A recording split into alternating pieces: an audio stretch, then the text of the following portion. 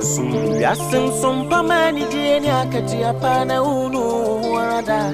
Sompa de asit neimuno ema akati apa.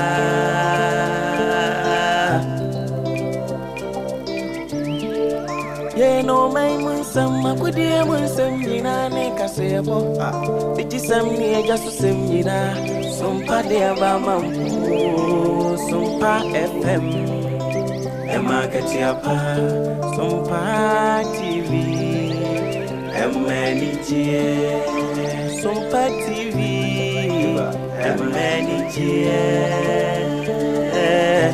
Oh, wisdom ni bitie Sompa FM, he Sompa TV.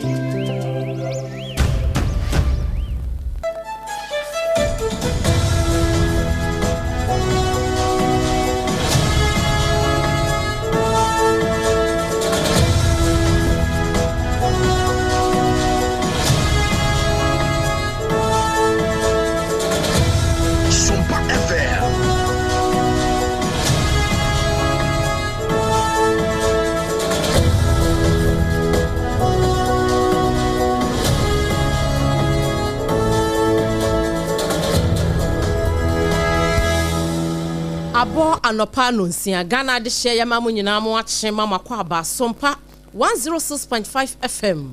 kasa fidie so ne frichi nya akopɔ twedi ampoto bonsu kwame basayi adom no wahwe yen so ama de pa bi akye yen abusua ya sori jonkupa bi so anopa ya sadanko a obubuo November bosome ne de to so nwotwe afimpino ene aduono enum ensem wa yensem twerefo bura hesu a wanum saso so a wamakutire ne nyina agu nkrata so semfo pani so ato ne bo asemu ayi de ditie ena enipa banu yesi adwa yede eba besom wo hye no se ensem no efri Sompa 106.5 FM akra so no eje ho sakira me na wasantemantamu a ye ba tan nankasa aye Sompa 93.1 Kumase Ayiko FM 100.9 wanum so ebutu Kumase adafo pa radio Paris France abuchimemo upiemo ewo takwa ye nuanum Sompa 101.1 takwa den so ye nuanum Sompa 103.3 Chiman ye nuanum Sompa 106.1 Sunyane so ye nuanum Sompa 98.9 Enkransa so ye nuanum Sompa 90.7 and afi Doma so ye nuanum Sompa 101.3 upiemo wo mankesem ne nkwado a eno so eye Kingdom 106.1 udi koda no bia woti enka free bia chichi ne bencha ye hwe bia FM stations apepian command go udi koda no so no Sompa 106.5 FM obati enka free ho wonsanka ya no ariska ne udi koda no ubenya yen YouTube ne ye demo live eye Sompa FM live Facebook no so sada eye Sompa 106.5 FM Augusta Dama we pagya yen afrifie ha e de abesintintan fidie no so yesro share ho like ma yen no wa share ama foforo so anya bi ahwe wadwenkyera no ehia yen pa fato o ma yen yewi abebo kire e de asomo www.sompaonline.com website ya yesemu fo pani rata bata Dama we kutire nsem a ye de besomo no pani na potokasa mu brofo afoforo bi ka ho kwai na kwakenkan bi ena no pai ensem a nana KJC company limited ya dansie ne ma aso yasene 2074 T74 na dodo na twende a efra no Sompa ache de 2025 e baso sengege ebeye de ena fe just bread one hot kenke no endpoint homeopathy enso eka ho bi ensem a didi ntwane ne bi Security and Exchange Commission womo ana afa woma ba say online investment companies bi atwetwe onti a wo fa nyansakwan abu amanfo afa so womo ba won so SML adwumako no enra wonom so de krata akopiem wa bankasie mu womo ya sapon ene say sada na energy ministry nso wakeka na ho ne nyina ye ECG ene PDS nsense no mu enkomo ba na apie firi akire ye de ba enra yenya nenti yese EPA empanifo wonom ekọ no makwa akọkọ tia eye foma gudi akwambone so BBC amu de krata apie montre eno na nam so ama epoema ntam no eba national security liaison officer oda ho nso de afutu ama mabunu na sabi wo mo galanse mu se wo konwe nyade awo mo san wo kon de nkonim Dr. Freche asamwa yemrahye bedwani wo ofenso no tabato mpeswa so wakasa echeche nsem bi mu efa aman opani a wote akonwa so mampani ni private jet no ensemu sade Ghana ha ya na adrafo esu na passenger fo bi nsusu enamo cash ntuade ebo nom ne ho ade no ukọ America mamu a adupre be se empemienu entimi entu eyedi entira ɛho nsɛm yɛde bɛto dwa ho ano pɛi abusia akokɔ bi de ohoi ya na onimade kyen so bere ne bra no otie firi onini ano medin ABENA BADU ADEPA KWOFIE mene triple AMI AGYA APPIAH APAM DADAA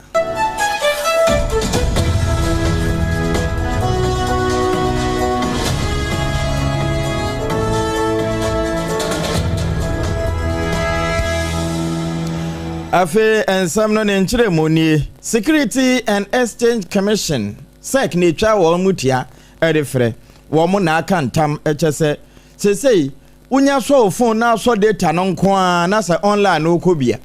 ene yese wo kɔ wani mu ngoma no so ebi kura asompa ka se opese ode wadwenkyira na wo nkanto so kɔto wo kɔ sompa 106.5 FM Accra no wakɔhwɛ de ekɔso no wa like na agya wa comment asasha ma obi enya bi no wani be ba ho so no wo hɔ abo nse wonom de bibia ba beto hɔ na fase bra na fase we mu de mfaso se na bebrew nyame ampata kora wo mo de adu prebia beto hɔ a etuo na sika gu ne bo ne ehwegu enti se wani kɔbre sika nko a na sade ene sika na afro pata ya ye pe bi ate no wodi akire wani be ba ho so na kakra kura wo ne nyina akɔ enne mpanimfo atena se aye nhwemu hu se wo mo de ditimamufo dodo na ne se honti wo mo enso akantam edinse ede akire se wonum betu ase ne no emre bi kura bobo ba ayere so a 2026 de yenwura mu no na sa mra no eho asamfra wo mo hwane de atopa so a eba bedi ne dwuma pa na Dr. James Kluche Avechi wono na sa nkomoyi wonya adaje boy se kwankyerefo a wono na wotua dwumade na no ewo kofodua ye apue mantam na henkuro abusia yefre poye mantam na yefa ensam no entoa wo so na yenyina yenim se be se emfie be miensa emuni ekọ enaiso na SML deal bi ene GRA wonom ho sensem said ye wonom de contract ema womo se womo na nkakra GRA adwumaku no womo sutimi boaboa no SML foi emeboa na nkeja womo ntimi hwe sika no so yie ene said ye bia ebi ema ne nkwanta na adeadea na womo de bi kika ka ho a na empanifo kire mu se said ye wonom ediw no anasa wonom contract no emu ensamtie no kamia ye se na enhyada enkoyie sa ene se sika ni bi fa hene ene kɔ hene ene ye dai abusuani nyina eyemonimsem na san ena Ghana mampani ni His Excellency Yewura John Dramani Mahama ye se debi Ebra OSP Metro Office of the Special Prosecutor work is said abene ne mpanimfo wanam efa sa contract mu nsensam etena ho etesetesemu eba ba mu edi mu komohwehwe mu anomakohu se diu no enhyada enkoyie sa enti no ewase mpanimfo hwe na wo mo pɛ no pomasibre papa ansa na bibi akwakosi akira yebeka se enyema aye basa na numu na Ghana mampani so waiting to time ekurasa makamenwe eyaban na de contract ne maamo enti nsese na ban so ntimi ne munya adwuma bi enti contract ya ewo SML metre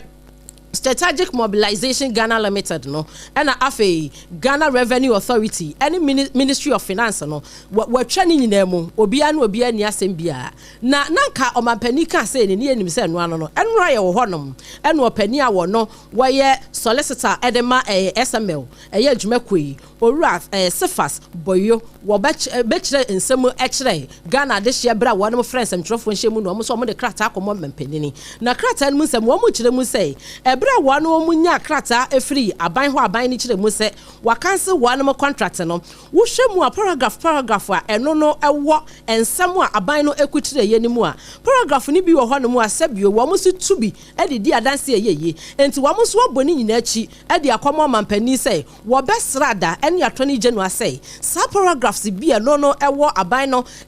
statement ya wode ba ye ni mu no wano mo hye na omo hwemu yie pa na no betimi ama no kura bi adadi owura Sefas Boyo ebra wane sompa edi nkomo no yabusiafo atwe bi gu homa so sadie ne nsam wo church mu ekoye no ebi eni. We are here to respond directly to the OSP. As for what we are saying to the presidency, we expect that the presidency will take their time, look at the evidences that we have, the evidence that we have provided, and take a second look at the termination directive. enu achi no ana owura safe as bonyo ekire mu se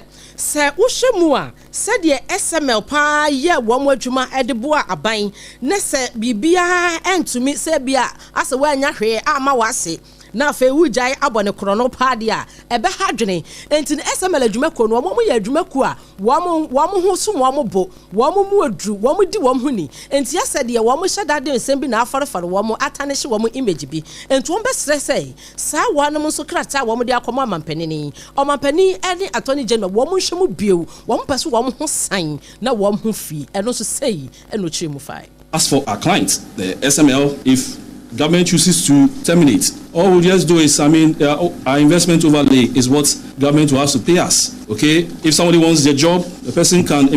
go ahead and take the job, but then they shouldn't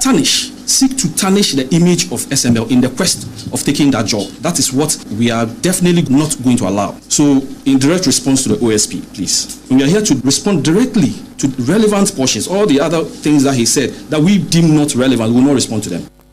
Entini where they were there and no more entini no ka we are here no directly aban eno mo ne kasa SML wopania wo no osolicate wo information kika bibia bom eyowura sefas boyo enenra nsemtrofo nchiemu a wonom ekoye no wo mo de krata akoma aban ene attorney general se wosrada wonom nsem wo mo de baye no wo matutu bi evidence wom complete wine wonom hwem paragraphs no na wo mo so nsem a wo mo busa aban no aban ni enya no wo hwehwe ensem no mu yie se de beya ebeboa adwumako no. Ministry of Energy and Green Transition. Wo na ba ya nyina ma hode na wo mo hweso na any PDS nsensem ECG wo mo nkomo bi ebobo ba ya bandada na penso mampani John Dramani Mahama na brefui no wa ye nhyehyɛ se ya nyina ma hode se be na ebegina so na kane nche bia na ebide chia wo no mo ho ya madu nso no wo magye so ya Mahama no sakasa no ye ntibiew na ebetwa mukura nti no na niabre se wo betwa ba ahwe ha bia ede ebe sanfro ye nyina ma hoden ho ema entimi nyina ne naso na ebini PDS nsansam no empanimfo nya adaje ekomu na ekowie ye no asami kokopie o London Court of International Arbitration LCIA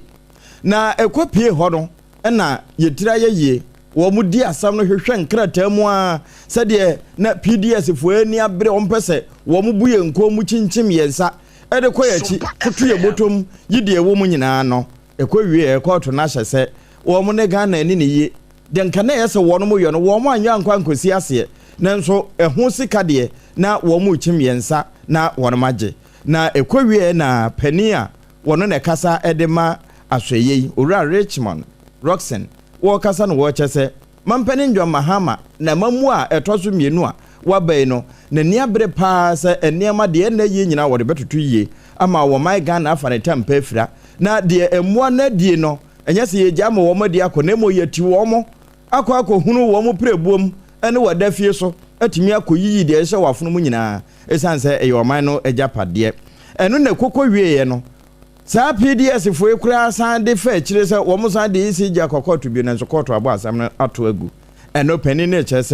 se uhwemu a efiri 2019 ho de ba abandada no wantoto niema anhwe ama wi ammo ne nhyehyɛ bi mu ene nam so ma PDS was kire yensa edigu yachi enti $190 million wono mo hwemu se wo mbeboa atimi agye sika na firi wo mo ho ede aba beboa ma wo ma ye nyina mahoden akoso ana agina ne naso na sede mampani wodi nse akantam se wo beso wo ma yi sompapa 106.5 FM no yenso ya krado se ye de be affiliate ato apete ama obi enya somfaso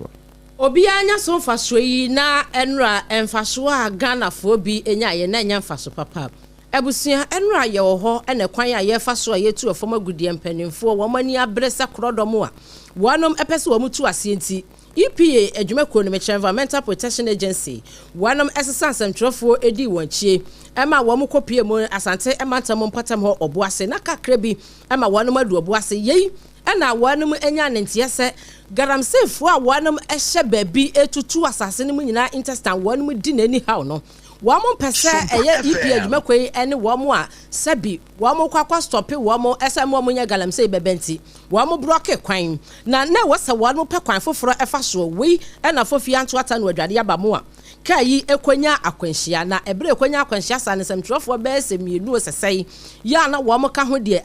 wanum epra pa ya na dwene nyina kra na ebida so ewo konfo anochia ne yehwe se wo mo ho ebeto wonom na opani a wodon upie mu EPA adwumakuo mu a wono odin kita ho enu a okasai na ne nsem kan ye mu no enaja wachire mu se aban no eye se ekwan ya yefa so etu afoma godie eye galamse nti wanum ti anti galamse no na watwe bia wo mo ye review enti ne ye de maame ama mausi wono ene edi ni etwa no na okasa anu ada no ene wochire mu se sebio de esi no eye abonefo sempa se ye nyina ye pre na se de ye nyina ye ma ebetumi adi ye nya nanti o dachi ehho asemunti ene ye kan e kan yanko ade asankaja ye di nchine ni bia nkaye enso ye ma ne beba na se de ye ye omanyi ye gya hokwe ebebo ani na se ebimo ankasa emfa wo hunsi wo na wo momoa na se mutimi ye se de entwa yi ni sem kan ye mu biom no no se wo so ani wo no hwe nsase na obo ade bobre ho nsem so no nyafo imano amakofi bu a wo se wa very very disappointing pa e wo sa rehu semimo mame amama wosi ni nsem ni they went on site and it was in one of these operations around that drain that the illegal miners spotted them and decided what's happened, pelting stones at them and things like that. And so they had to flee for their lives. And in doing that, had to take another route out of the place, out of Wasa. And it was in the course of that they got involved in the accident. 2 journalists were in critical condition. One, they are stable. Per the reports I received this morning, they are quite stable. One had to be operated on, had a surgery yesterday. Several others, sustained injuries. Again, this incident is unfortunate. Openia wakasa yeyi eye mame ama mausi. Nesam enwie enwachi no na wo kire mu se asoya no ya wo no oyo opani kwankyerefo a wada nkitahudie ho ensam anom ewo mu ka kire na imo sadwumakuo no se de wanum nyina ekofesi ye no ni nyina efa Chinese nationals bia womo de womo se womo ntehwe womo no se de womo no yakasa womo ntomada ne asase abanfo eno so se no kire ni se mu fa and sends warnings to all Galamseyers to desist from such acts in the future. Colonel Boa, the Director of Operations 49, has indicated, and he's reiterated that the efforts to combat illegal mining is going to continue, regardless of this incident. And we've seen that yesterday, 2 days ago, 7 Chinese were arrested in the Nzima East area. This morning, another Chinese has been arrested in the eastern region and has been sent to the Ghana Immigration Service for further action. Now, following all of those reports, the Minister for Lands and Natural Resources, Honorable Emmanuel Amakofi, immediately notified the Speaker of Parliament and the Interior Minister for swift and urgent investigations into the matter. Openi Okasa yeyi Director of Communications Edema Weeks anti-Galamsey operations empenifante na watwe bia ekwanya wo mo fa so a wo mo boa ama efoma gudia kwambone so Galamsey no wanam emiye hudi akwa akosi nanura wo briefu eye media na o maame ama mausi wode sansemi etu dwasanse nura na asem wesu esiye na areho pa se EPA adwumakuo no wanam ne nsɛmtwerɛfoɔ ekwa wanam Galamsey fu ekwa broko kwan abusua sam no na areho na wo kyekye mu epoye mantam na toye mantam so Chinese nationals ya yache wo mo nyina nzu tu Galamsey ni be mo ntehwe penny one na ye liaison officer edema regional security mechre national security no wo mo nkra bata ewo epoye mantam mu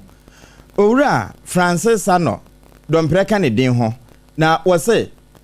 na mosofo no ase wo mu dwumadi ase ewo apoe mantamu mechire national anti Galamsey anase illegal mining wono ma ekon no wo modura apoe mantamu na we won en wan 1 and 2 1 and 3 ene wo de mamabunu no a sabe ebinum aba wo mo pa na wo mo etu fom agudie no wada ne kusie wura fom kwa se kokotwen de wo ho esan de pie no na de na no ekokosi ewo broni kurom hwidie mafa ho ye wie ya mabunu de wo mo nsatime kekan ya akokan national security for ene na mo se dwuma mpanimfo no wo ka kire won se ba sa mpanimfo yi be no se be ye na yatena ye ne betre ye nsu na ani betre na fe ye benya daache papa bi e de atwe nkirima ho nti ena wo mni abre nti obi bia wo no bebo memfi taduku na ba ye ho gang leader se tie bia wo bete okokoteta.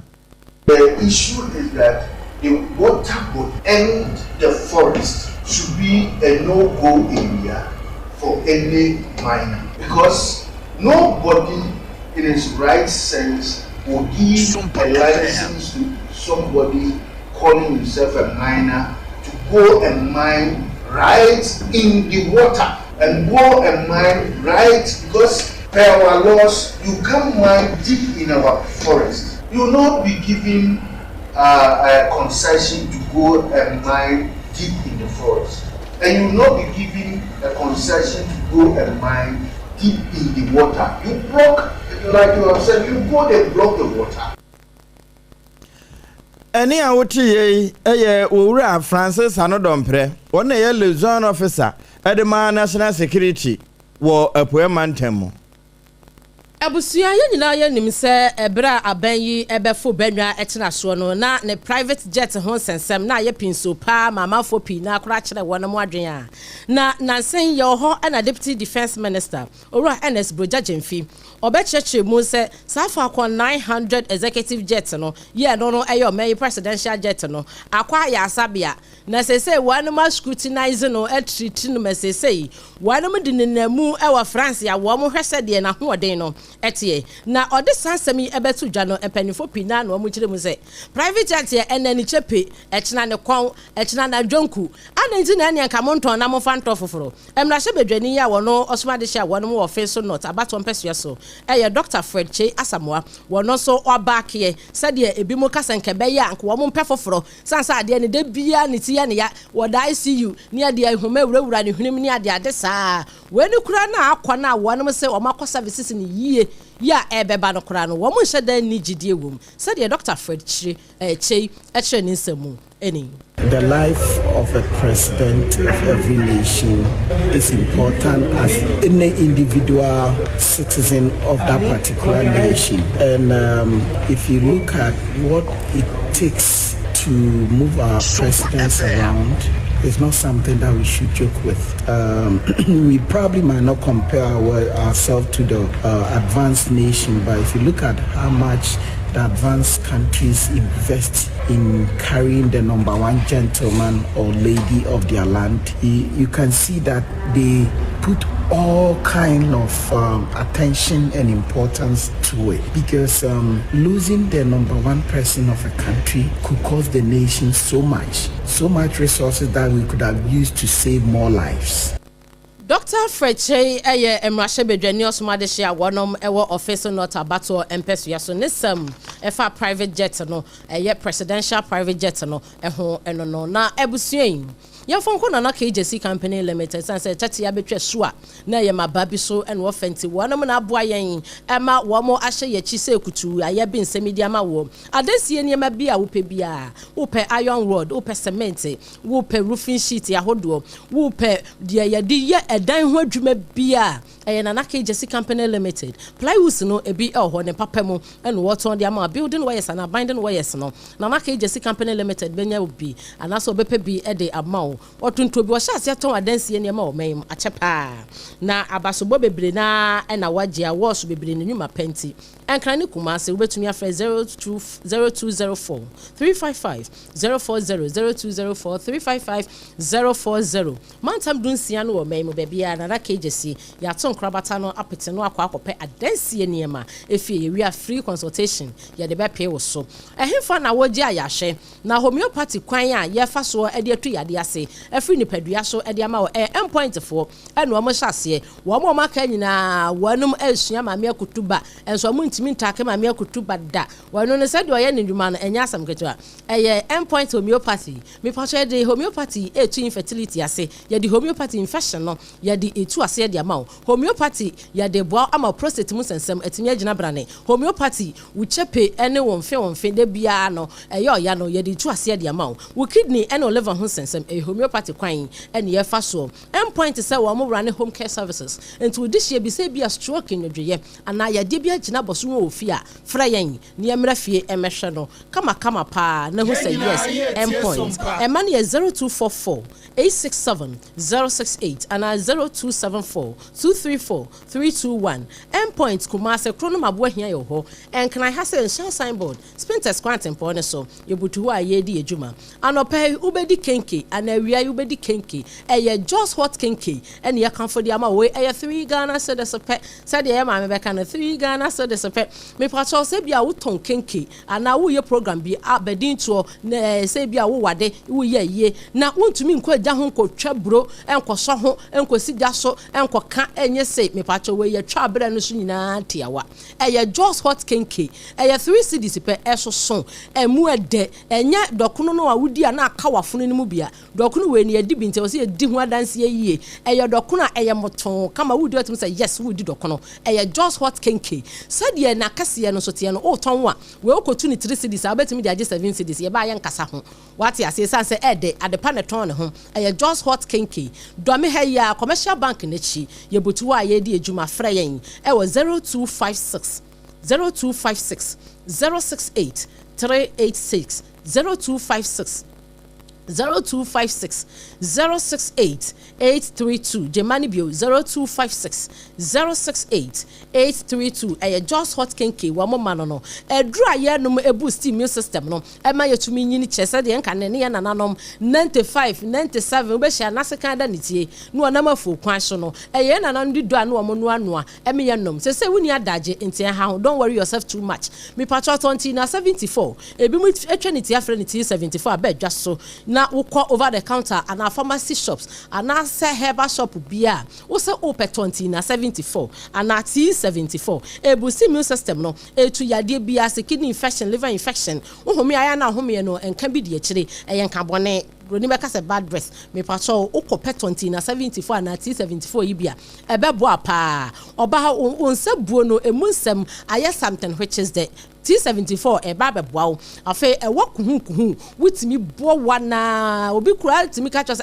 ada eyensan wa ene wanya da bi unyansan wa ebi mba friend nsama wa be yensan wa unya bi eye wapa na etia ka so sa no T74 ebebo yade bia wo bia wo de konekoto adre bi na abeto ye bo eye kamba se de omaye packaging no efepa na da Facebook ne so no edro we enyanwono onum ate se de wonum nsuo eye T74 Food and Drugs Authority wono ma dia tum se ye akwada wonya finhia edumienu ye srew adre wonum bi wo ye oba pefo anase oba wo makwada no fo adre onka ho ni doso puomo no Okeshi Drug Lane Kumase ubehunya ewo Ashtown Kwalenak Heba ho ubenya doso puomo atu for 0246 073 498 and 0501 628 931 na 29 for enyoso afibia sompa said ye sompa na ye hwe kunafo ye hwe nyanka ye hwe bia wa wutie ye hwe mo free no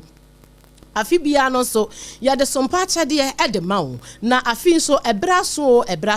enti no wutie yen e wo sompa Kumase 93.1 takwa 101.1 afetachima 106.1 na Nkuraza 90.7 Sunyane 98.9 and afi Accra hase 106.5 Accra sompa chade program no edru so ye bronya ye mu ene e ba ye no ekunafo yi ene enyanka sede ye nyina ye nim se ye pani wa fom nyina wade ekunafo ni nyina na enyanka ne awisia no so mo nyina mo ya ne papa no wasan so de eba beso mo bio enti abusuan se wutie ye e o branches bia no a na wahye ne so e de amayen se wo pese oboa ema enyanka esre wo ma ekunafo esre sanse nyam sompa ene so behwe ekunafo wo behwe enyanka ene awisia wo betumi ede bibia wo pe bia mpohwe bibia wo bia fabra ne emfa emwa na dwumadie enkoso enchechemu bia che medie frɛ empanifo 0598 559 802 0598 559 082 eya sompa chade number no nchirechemu bi afre na yenchirechire mu bibia wo bia so yesere fa bedomi wate na nyam sompa ese obehwe kunafo ani nyanka no ana ebo so eyi enwumeku adamenti yesere 1 minute yebasisia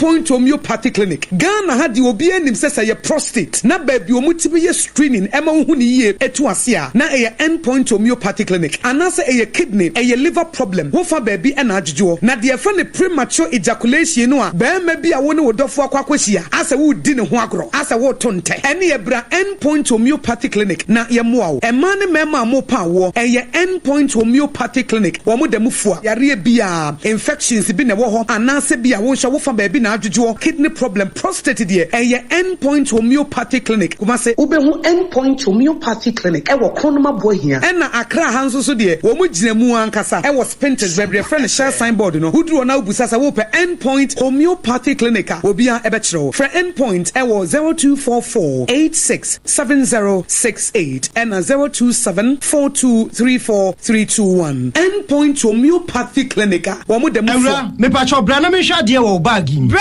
aden ena nso biem. Hey, time heba me hye ya me ka se yi ba kwin. Ani wayi me yensen. Bra sanya time heba me hya esia gyimi ni me fiefo enya de abako ebeso yen. We de udi se ofa ni nyina. Time heba me hya me ka se me di one dance ya heaven ena de me kwa akopie. Enti se malaria we draw ne time heba mixture. Enye enunku o de nanum ato a wontimi anidie no. Time heba mixture duro no ena ye ma wo. Oba a wafa afuro de wo ma akwada nofo. Ene akwada woni mfie dumienu entimi num aduro yi bi. Se obeto aduro yi bi anoma. Hwe se wakọ hospital anase lab am ye hu se wo atridie malaria yi bi ansa. Se o petam heba mixture enu dudu atu a fo ani kire KNG Herbal Center ewo Emrom Abidjan House ana ba ko so wo atonsu Monaco Junction. Eno echi obenya bi atowo over the counter medicine sellers. Ene herbal shop dodo na emu. Fre 0244417669. Kayo set time no TIME time herbal mixture afi malaria fever bi adani ziba ewo munu betu akọ. FDA agi adwade nkratoa yi ato. Tontonte yenum nsane e fa adwen. Ne e fa adwen ampa. Say na nim se bre bi beba ama tonti na 74 opa ye ne simple T74 abeye aduro. Tonti na 74 ana T74 asa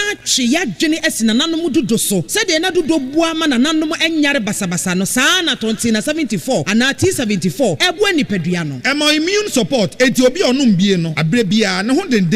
Tonti na 74 yi nso ya ye no se nsuo krokro wa kama enti ba bia wonam bia obetimi de wade akọ. Samene wa ankefi na ekroyi eda no nko na wie ya wa bra mennom T74. Se mennom tonti na 74 menya hoɔden mennom ne da bia. T74 yi eye hahama ene ye de aye na DHC ena aframa na ye kama saa no. T74 ahoɔden ni apomuden ko a. Wokɔ pharmacy ana ba bia to nro bia ubenya tonti na 74 yi bia to. T74 yi enye ma oba wa fa afuro ana obi a ɔma nufuo ana se obi a onya mfie dumienu. Eto phone 05016289931 and 02460734998. FDA AGYA APPIAH APAM.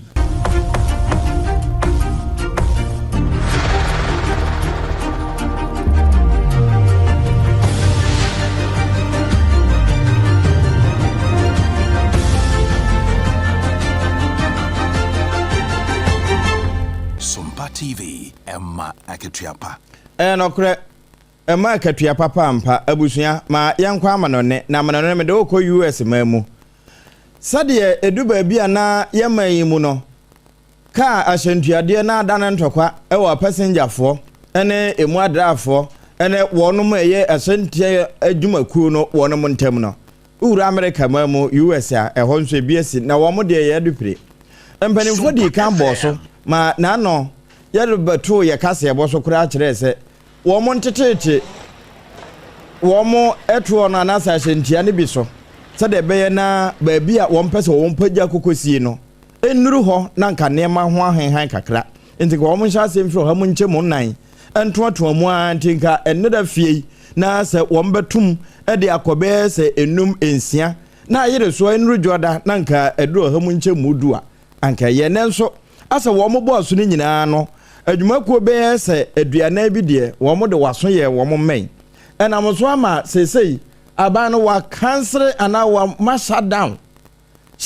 ama flight deɛ ɛdo pire maako bɛyɛ sɛ mpemienu saa bere entu na campus akɔ bere ko amanfo atwa ticket binom kora pɛ Ghana aba no mo ne ɛho ade na no ɛna pani a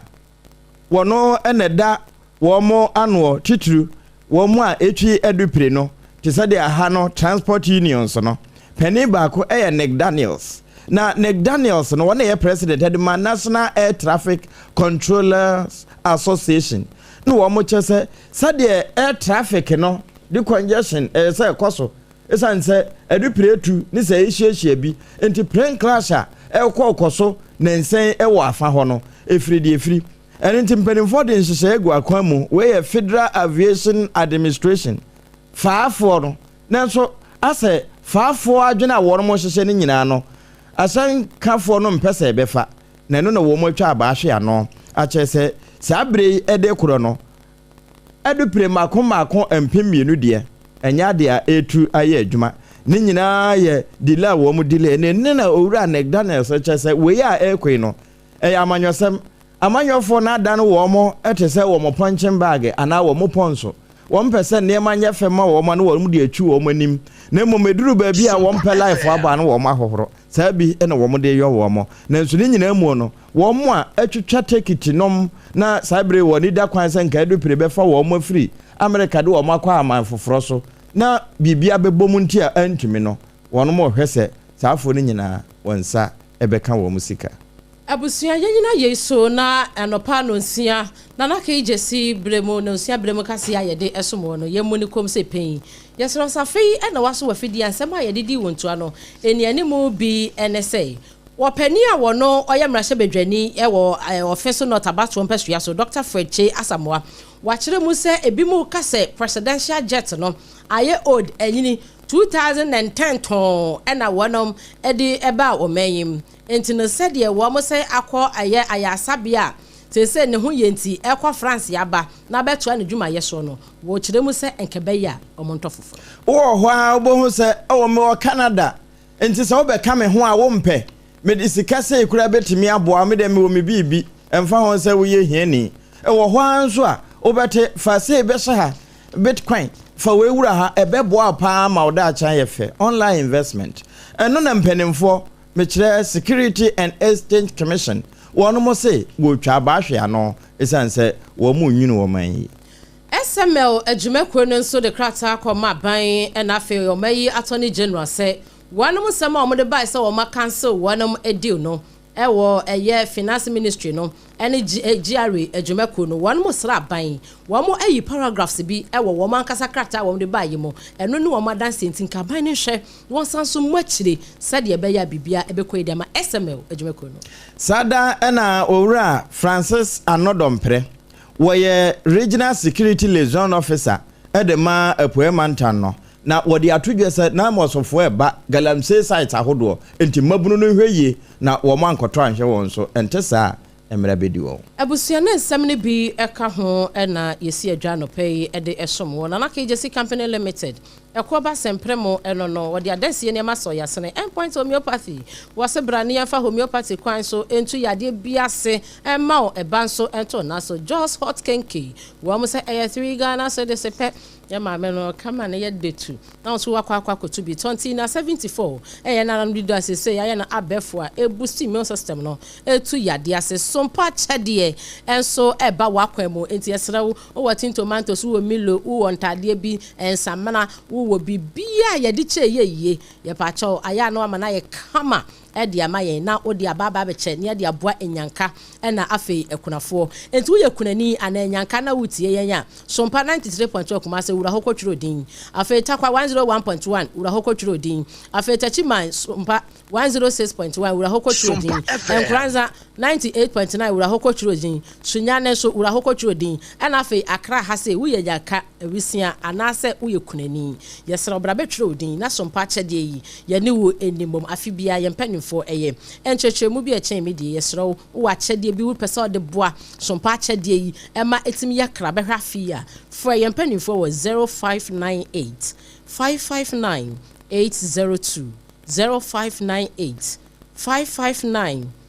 802 0598 559 802 sompa achede number no ena medi amano ensem bia no obetumi ebisa achede bia so obetumi ede aba ebusua yadase Augustine ena di yenko social media no so ema wo hu yen ema yen panifo nyina so ta yechi ensem free Sompa 106.5 FM no fast antemantemo Sompa 93.1 Kumasi Ayiko FM 100.9 Adam for Radio Paris France Abuchime mo takwa aye Sompa 101.1 takwa di Sompa 103.3 Techimani Sompa 106.1 Sunyani Sompa 98.9 Enkraza Sompa 90.7 and afi domaso aya Sompa 101.3 Mankesim enen kwado aya Kingdom 106.1 udiko da note yenka ewo so aya Sompa 106.5 FM Accra Facebook no yadamu nyina mo ase YouTube no so yadamu nyina mo ase ABENA BADU ADEPA KWOFIE ne medin menembra triple A mine AGYA APPIAH APAM DADAA